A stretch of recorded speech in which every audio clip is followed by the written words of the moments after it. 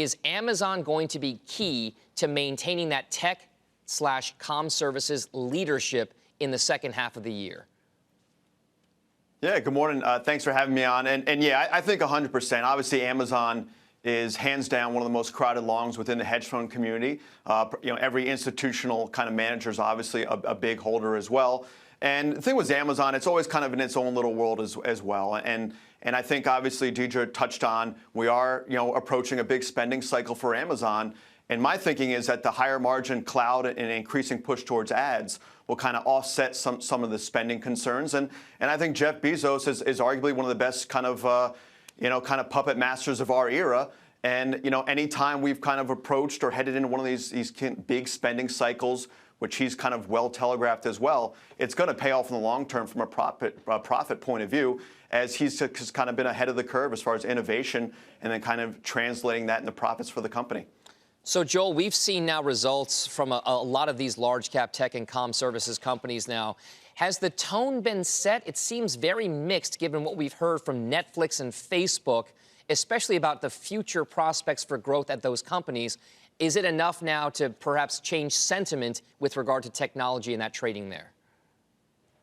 Yeah, potentially. I think obviously FAANG was a big headline grabber over the past 5 to 6 years whenever kind of the acronym came about. But I think now, as the companies become a little bit more mature, they're all kind of, separating a little bit. We've seen the dislocation in share price over the past few years. Amazon and Netflix have definitely, other than maybe in 2019, outperformed Facebook and Google, given growth has kind of diverged a little bit. I think Netflix is in its own world. They're facing their own issues. They obviously missed sub-guidance by about a mile. And they are, facing, kind of questions around the pricing power left in the model in the face of increasing competition from larger players.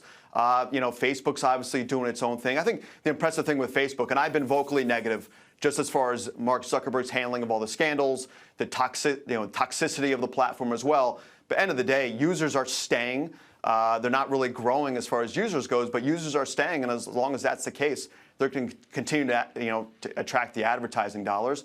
And then throwing Google at the end. I mean, Google's in its own world as well. It's up about 10, 11% year to date, a massive underperformer, not just within large cap growth, also versus the NASDAQ. And I think that's going to remain the case. People call it the cheapest of the group. And I think it will remain the case until we see signs of reacceleration in their core business and some kind of material upsides from their side businesses, such as cloud, Waymo, those type of things. Has the threat, the specter of increased regulatory scrutiny, both in Washington, D.C., Europe, and other jurisdictions, has it changed the trading dynamic for those stocks? You deal with those clients. Are they somehow changing their behavior, buyers or sellers, because of the threat of that regulatory scrutiny?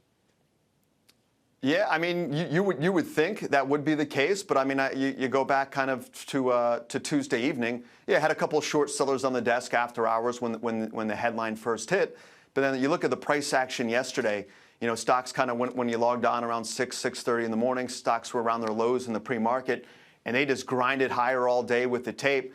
And I think from the institutional investor point of view, pretty much shrugging it off that these companies have the balance sheets, the sheer balance sheets to kind of withstand any sort of regulatory, fine, whether it's from the DOJ or the FTC. And people view a breakup scenario at this point as highly unlikely. Just to break them up because they're too large, you're going to have to see some laws change for that to kind of play out. So, yeah, investors are mostly shrugging off any of the regulatory headwinds. It creates a lot of good talking points and headlines, but for right now, it's just kind of noise until we actually see some actions or implementation.